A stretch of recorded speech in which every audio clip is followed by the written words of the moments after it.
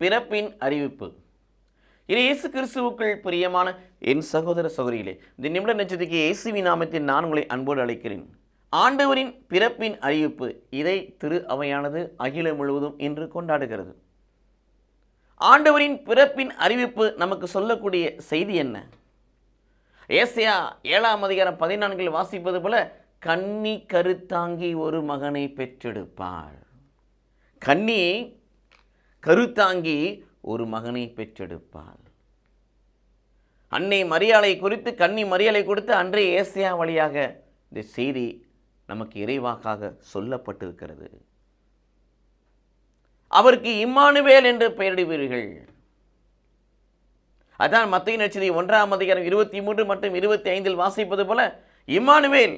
Emmanuel என்றால் கடவுள் நம்மோடு. கடவுள் நம்மோடு இருப்பதற்காக, கடவுள் நம்மை வழிநடத்துவதற்காக, கடவுள் நம் வாழ்மையை ஆசீர்வதிப்பதற்காக, கடவுள் நமக்கு வல்லமை கொடுப்பதற்காக, கடவுள் நம்மை கரம்படுத்தி வழிநடத்துவதற்காக, நம்மோடு இருப்பதற்காக நமக்குள் ஒருவராய் மனிதனாய் அவர் பிறக்கிறார். பிரியமானவர்களே, கடவுள் நம்மோடு.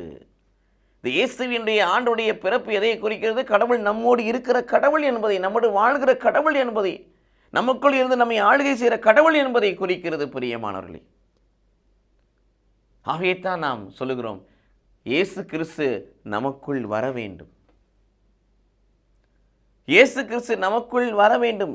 எபேசியர் 3:17 பிரகாரம் இயேசு கிறிஸ்து நமக்குள் வர வேண்டும். யோவான் 3:30 பிரகாரம் நான் குறைய இயேசு எனக்குள் வளர வேண்டும். கலாத்தியர் 2:19-20 வாசிப்பது போல, வந்த இயேசு, வளரும் இயேசு எனக்குள் வாழ வேண்டும். வாழ்வது நான் அல்ல, இயேசு என்று எனக்குள் வாழ்கிறார் என்று நான் உலகத்துக்கு பறைசாட்ட வேண்டும். மேலும் பிரியமானவர்களே, ஆட்சி பொறுப்பு அவர் தோள் மீது இருக்கும். ஆம், சிலுவையின் வழியாக இந்த உலகத்தை மீட்டு, இந்த உலகத்தை ரட்சித்து, அதன் வழியாக இந்த உலகம் முழுவதற்கும் நித்திய அரசராய் கடவுள் மாறப்போகிறார், இறையாட்சி அமைக்கப் போகிறார். ஆகவே அந்த செங்கோலை அவர் உயர்த்தி பிடிப்பதற்கு முன்பதாக சிலுவையை தன் தோள் மீது சுமக்கிறார். ஆட்சி பொறுப்பு அவர் தோள் மீது இருக்கும். அவர் வியத்தகு ஆலோசகராய் இருப்பார், வல்லமை மிகுந்த கடவுளாய் இருப்பார், முடிவில்லா தந்தையாய் இருப்பார், அமைதியின் அரசராய் இருப்பார். இதைத்தான் ஆண்டவரின் பிறப்பு நமக்கு, ஆண்டவரின் பிறப்பின் அறிவிப்பு நமக்கு தெரிவுபடுத்துகிறது. இதை உணர்ந்தவர்களாய் ஆண்டவருக்குள் வாழ்வோம், ஆண்டவரை வரவேற்போம், ஆண்டவரை வளர வைப்போம், ஆண்டவரை வாழ வைப்போம். அவர் நமக்குள் இருந்து முடிவில்லா தந்தையாய் ஆட்சி செய்யட்டும். கடவுள் நம்மை ஆசீர்வதிப்பாராக. ஆமீன்.